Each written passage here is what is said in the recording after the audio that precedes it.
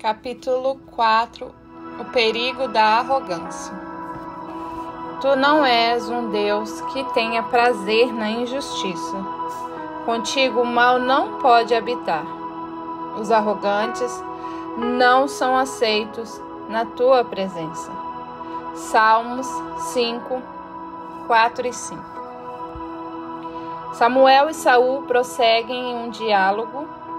É quando o profeta faz uma afirmação bombástica. A arrogância é como o mal da idolatria. 1 Samuel 15, 23. O que isso significa? A palavra hebraica que foi traduzida por arrogância é patsar, que significa teimosia, empurrão, insistência, pressão. As mulheres são impressionantes no que se refere a fazer pressão e constantemente querem ensinar o marido.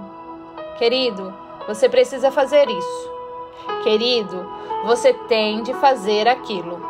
Querido, seria tão bom se você fizesse tal coisa. As frases similares vivem saindo de seus lábios. As mulheres estão o tempo todo dizendo aos homens como fazer e por que fazer. É quase como se elas achassem que os homens não são capazes de andar sozinhos. Ensinamos e ensinamos, mandamos e mandamos. Isso é arrogância. Isso se manifesta, inclusive, quando nós dedicamos a servir aos nossos filhos. A verdade é que fazemos qualquer coisa que eles queiram. Nós os levamos a todo lugar. Fazemos dívidas para comprar-lhes coisas. Talvez o seguinte diálogo já tenha acontecido em sua casa. Querida, estamos gastando muito. Não temos condição para isso, informa o marido. Meu bem, responde a esposa, não se preocupe com isso. As crianças precisam desse tênis de R$500. Posturas como estas se travestem de necessidades, mas na verdade demonstram pressão e arrogância. O que a palavra de Deus diz que devemos fazer? Servir a nosso marido e ensinar nossos filhos. Mas isso vai na direção contrária do ensinamento da cultura que nos cercam. Por isso, acabamos seguindo a cultura e dando as costas à Bíblia. Arrogância, empurrar, pressionar, insistir em suas próprias posições. Convencer com palavras. Não estou fazendo o que você disse para fazer. Isso não importa. Não dou a mínima para o que você disse. Isso significa teimosia. Não seja teimoso, porque a Bíblia diz que a teimosia, a arrogância, a insubordinação, a insistência em defender suas posições, pressionar, tentar convencer com palavras, tudo isso é como a idolatria. Posso dizer que eu não fazia a menor ideia do que isso significa, mas procurei aprender. Pois a Bíblia diz que quando sou teimosa e arrogante, sou idólatra. Esse conceito precisa ficar bem claro e guardado em sua mente. O perigo da obediência parcial leva muitos de nós a insistir em nossa posição, mesmo que isso signifique que tenhamos de fazer pequenos ajustes naquilo que Deus diz que devemos fazer em qualquer área da vida. Ainda que seja só um pouco, como foi o caso de Saul. Essa questão é fundamental. Você é uma pessoa maravilhosa. Você é bom e na maior parte do tempo é obediente. Mas existe a questão da arrogância. Então, quando tudo se resume à autoridade, à entrega total do controle e dos direitos, você se apega a eles. Deus diz que isso é como a idolatria. Quando eu e Larry fomos à Tailândia, havia ídolos que representavam Buda em cada canto de Bangkok. Diante de todo esse clima, observei como os tailandeses prestavam adoração a Buda. Eles cantavam, batiam palmas, dançavam, se ajoelhavam, se curvavam, levavam ofertas. Em outras palavras, o ato de adoração, seja o que for que você esteja adorando, é muito similar. O que fazemos para adorar a Deus? Cantamos, nos curvamos, batemos palmas, dançamos perante Ele. Ou seja, as mesmas coisas que os adoradores de Buda fazem, porque a adoração é adoração. Então, qual é a diferença entre adorar um ídolo e adorar ao Deus vivo? Existe essencialmente uma diferença. O ritual realizado pelos adoradores tem a mesma essência, embora assuma cores diferentes. Mas o resultado é radicalmente distinto. Um ídolo não é capaz de responder enquanto o Deus vivo responde à adoração. Deus diz por meio de Samuel que se você é arrogante, na hora em que chega para adorar a Deus, é como se fosse adorar um ídolo. Por quê? Pois a adoração dos arrogantes e teimosos não obterá a resposta de Deus. É isso que o Samuel está ensinando a Saul. É como se Samuel dissesse: Saul, Deus não pode responder a isso. Você pode adorar tudo o que quiser, mas mediante a sua arrogância, Deus não responderá. Quer que Deus responda a você, a seus filhos, aos filhos dos seus filhos, ao seu cônjuge? Quer a paz do Senhor e a bênção de Deus? Não mantenha nenhum ídolo no campo. Nenhum deles. Nem mesmo 0,3 milésimos. Limpe-se. O coração puro verá a Deus. Não se preocupe em limpar nenhuma outra pessoa no seu lar.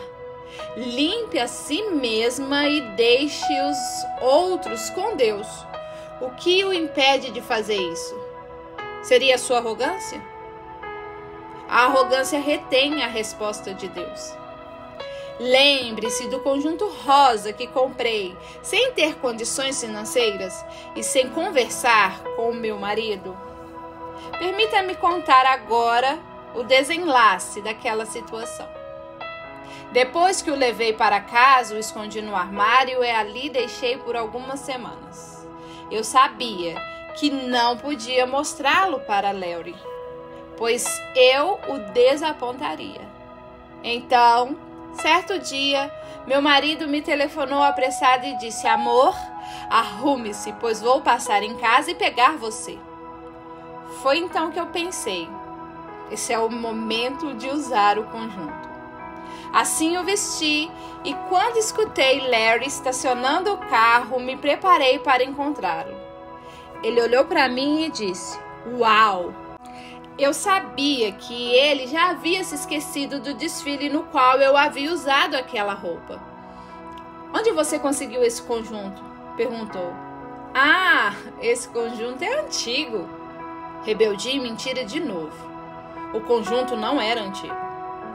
Meu amor, onde você conseguiu esse conjunto? Insistiu.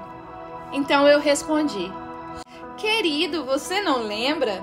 Esse foi o conjunto que eu usei no desfile lá na loja. Você não pode imaginar o que Deus fez. A dona da loja simplesmente possibilitou que... Ele ficou olhando para mim com aqueles olhos azuis tristes. O que você está fazendo? Racionalizando? Justificando? Comprometendo? Rebelando? Ele disse calmamente: Amor, nós vamos nos atrasar, mas você vai ter que trocar de roupa. Trocar de roupa? Quem é você para dizer o que eu devo fazer? Foram os pensamentos que cruzaram a minha mente arrogante. Se eu insistisse naquilo, hoje eu sei, da próxima vez que fosse adorar a Deus, o Senhor diria: Não posso responder à sua adoração. A Bíblia afirma que existem apenas duas coisas das quais Deus se afasta: falta de perdão e arrogância, teimosia, insubordinação. Chamo sua atenção para este texto de Paulo. Entretanto, vocês não estão sob o domínio da carne, mas do Espírito. Se de fato o Espírito de Deus habita em vocês, e se alguém não tem o Espírito de Cristo, não pertence a Cristo. Mas se Cristo está em você, o corpo está morto por causa do pecado, mas o Espírito está vivo por causa da justiça. E se o Espírito daquele que ressuscitou Jesus dentre os mortos habita em você, aquele que ressuscitou a Cristo dentre os mortos também dará vida a seus corpos mortais, por meio do seu Espírito que habita em vocês. Romanos 8, 9 ao 11. O que isso significa? Significa que você é capaz de obedecer. O propósito de tudo o que escrevi neste livro é elevar seu nível de prestação de contas ao próprio Deus. Ele sabe que você ouviu este áudio. Teria sido melhor assistir a um programa na televisão do que ouvir o que está ouvindo e não pôr em prática. Você precisa se arrepender, abandonar sua arrogância, deixar de achar que está sempre certo e que todos têm de fazer tudo exatamente como você acredita que deveriam fazer e passar a obedecer. Quero perguntar-lhe a razão da sua postura. De onde vem essa rebeldia? De onde vem essa arrogância? Qual é a razão de sempre que você alcança determinado ponto existir uma ruptura? Eu não sei, mas você sabe. Quando você se vê analisando e racionalizando, isso certamente levará à justificativa e fará com que Deus fique esperando uma mudança de postura. Se você não modificar seu modo arrogante e rebelde de agir, o Senhor deixará que fique sozinho e sua vida ficará estagnada. Você vai orar e Deus não atenderá. E sua vida será, dia após dia, angustiante, problemática, cheia de questões não solucionadas, triste. Pois ninguém suporta viver sem a conexão de Deus em resposta à adoração. É hora de acabar com essa arrogância, com essa rebeldia já. Você está segurando a chave e ela se chama obediência. Quero lhe revelar o segredo para a obediência. Independentemente da área na qual você demonstre fraqueza, a maneira de fortalecer essa área é elevar o valor daquilo em que você deveria ser forte. Para que fique mais claro, permita-me ilustrar este conceito. Se você é fraco em honestidade, então é fácil para você esconder a verdade. Se você é medroso, isso gerará respostas negativas. Isso é, se você tem medo, a verdade fará com que alguém não goste de você ou o rejeite. Assim é fácil para você torcer a verdade, distorcer a verdade, esconder a verdade. Mães escondem a verdade do pai o tempo todo. Se você age assim, está plantando a semente daquele pecado na sua família. Não tenha medo do que seu marido vai fazer, porque a verdade é de Deus. Omitir a verdade é o mesmo que mentir. É claro que isso não é privilégio das mulheres. Muitos homens temem enfrentar a esposa e optam por meias verdades. Se essa for a sua fraqueza, você pode repetir para si mesmo várias vezes a frase: eu não vou mentir. Mas se essa for a área em que o inimigo o mantém fraco, ele continuará a instigá-lo sempre por meio de racionalizações e justificativas. E assim, você vai mentir de novo. Talvez consiga por um tempo, mas voltará a cair em alguns momentos. E a isso Paulo se refere quando diz: eu faço o que odeio.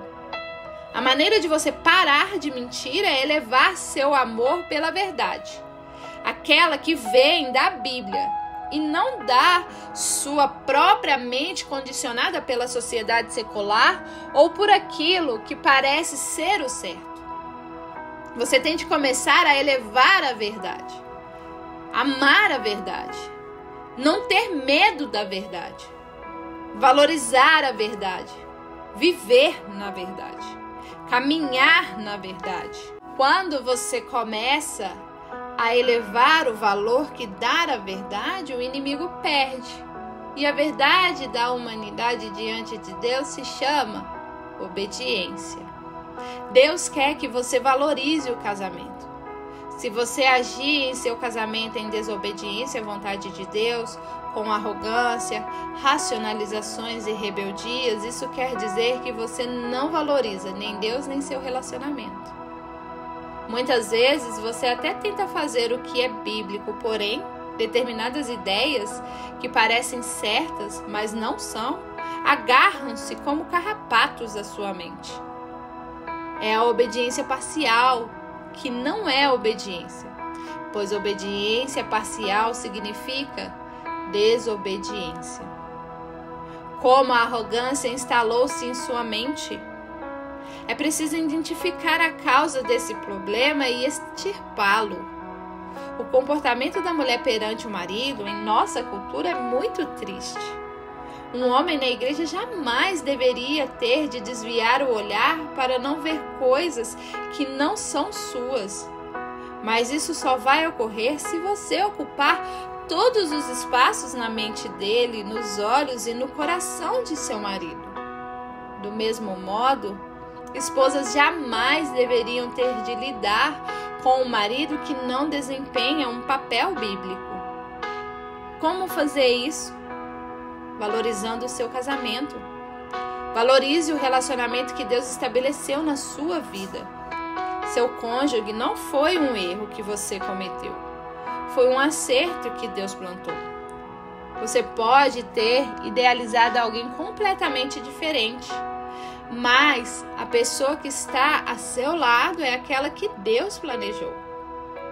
Se você perceber que tem sido arrogante e rebelde, sempre buscando racionalizações para fazer o que quer e não o que Deus espera de você, como uma esposa e mãe cristã, ou como um marido e pai cristão, então está incorrendo no pecado da obediência parcial. A boa notícia é que você pode, com a ajuda de Deus, renovar qualquer coisa, arrepender-se e tomar firme decisão de começar deste ponto em diante. Não diga simplesmente que você vai fazer determinada coisa. É necessário valorizar aquilo que Deus deseja que você seja. Isso é algo maravilhoso e vai ajudá-lo para toda a sua caminhada. Vamos orar? Querido Pai, reconheço a importância da autoridade em minha vida. Declaro hoje que Tu exerces sobre mim o senhorio máximo. Não serei insolente perante nenhuma autoridade, nem desobedecerei às ordens que porventura receber, independentemente de onde vierem.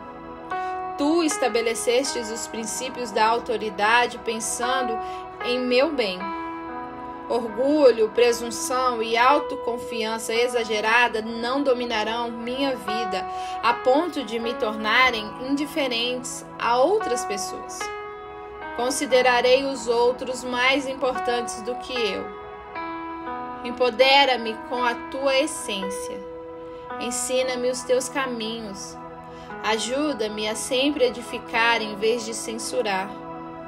Ajude-me a preferir o banco do passageiro em vez de almejar ser o motorista. Se escolheres me promover, que não seja por eu mesmo tenha buscado promoção ou me posto em evidência.